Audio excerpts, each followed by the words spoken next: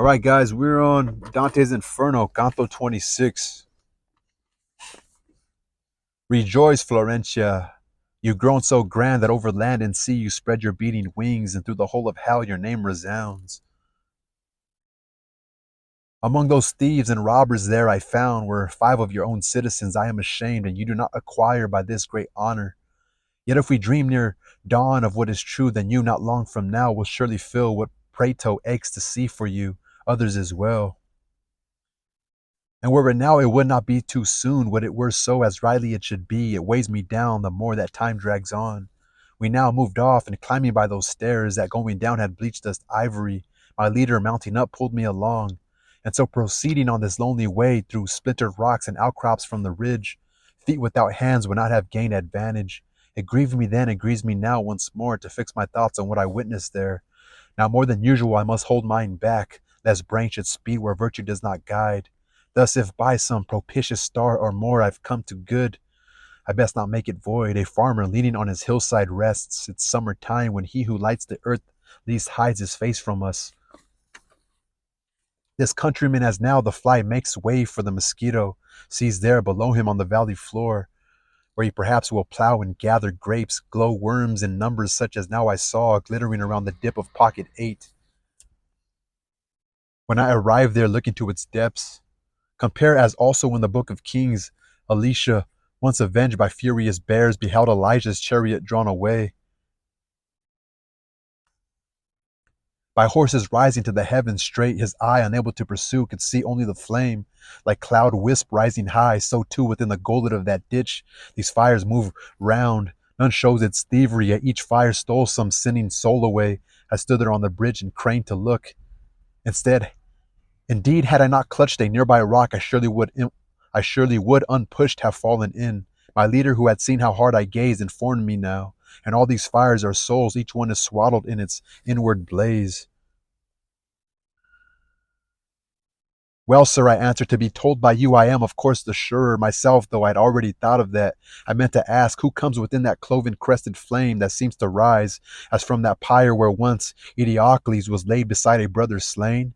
Within this flame, so we now said, suffering, are Ulysses and Diomed. As one they faced their nemesis as they in rage were one. Within their flame the crime is now bewailed of those whose cunning wrought the Trojan horse, the door that freed the noble seed of Rome.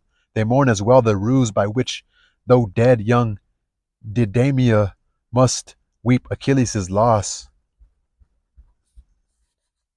They're punished too for theft of sacred statues.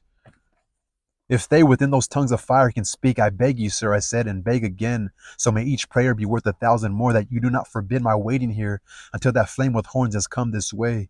You see, I bend to it with great desire.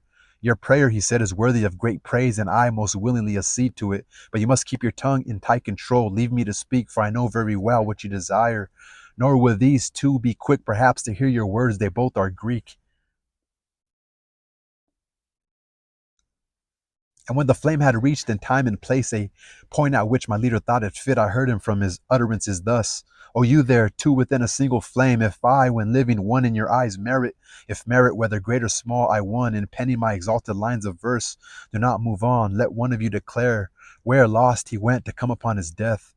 The greater of those horns of ancient flame began to tear and waver, murmuring as fires will do when struggling in a wind, drawing its pinnacle this way and that, as though this truly were a tongue that spoke. It flung its utterance out, declaring, once I'd set my course from Circe, she had kept me near Gaeta for a year or more, before Aeneas passing named it that. No tenderness for son, no duty owed to aging fatherhood, no love that should have brought my wife Penelope to light, could overcome in me my long desire, burning to understand how this world works, and know of human vices worth and valor.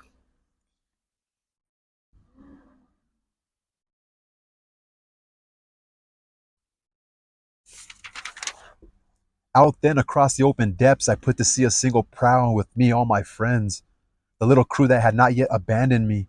I saw both shorelines, one ran on to Spain, the other to Morocco, Sardinia, and all those islands that are ocean bathes. I and my company were old and slow, and yet arriving at that narrow sound where Hercules had once set up his mark to warn that men should have never passed beyond. I left Seville behind me on the right.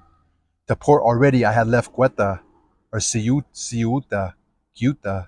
Brothers, I said, 100,000 perils you have passed and reached the Occident. For us, so little time remains to keep the vigil of our living sense. Do not deny your will to win experience behind the sun of worlds where no man dwells. Hold clear in thought your seed and origin. You were not made to live as mindless brutes, but go in search of virtue and true knowledge. My men, attending to this little speech I made so keen to take the onward way that even I could hardly have restrained them. Wheeling our stern against the morning sun, we made our oars our wings in crazy flight, then on and always leftward making gain. Now every star around the alien pole I saw by night, our own stars sank so low and never rose above the ocean floor. 5 times the light that shines beneath the moon had flared anew, and 5 times too grown dim since we had set our course on that high venture. Ahead of us a mountain now appeared, darkened through distance, soaring to my eyes, higher by far than any ever seen. We cheered for joy, this quickly turned to tears, for now a wind was born from that new land, twisting it struck at our forward timbers, the waves and keel. 3 times it swirled around, and then a fourth. The afterdeck rose up, the prow went down, as pleased another's will, until more the sea closed over us, until once more the sea closed over us.